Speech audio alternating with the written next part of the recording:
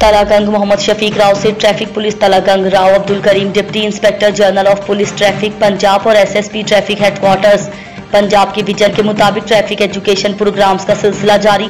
तलागंग के ट्रैफिक चौक पर भी स्मोग के मुतालिक भरपूर आगाही मुहिम चलाई गई।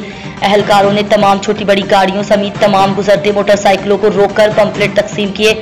ट्रैफिक पुलिस का इस इंसान दोस्त रवैया देखकर अवामी हलकों ने खूब खराज तहसीन पेश किया। Kamran Nawaz Panjotha district police officer Chakwal की हिदायत पर और Qamar Abbas Ranjha district traffic officer Chakwal की सरबराही में incharge traffic education wing Chakwal और स्टाफ की जानिब से ट्रैफिक एजुकेशन प्रोग्राम का इनेकाद। इस प्रोग्राम के तहत कमर्शियल व heavy traffic, non commercial drivers और मोटरसाइकिल राइडर्स के माबैन आगाही पंफलेट्स तकसीम किए गए।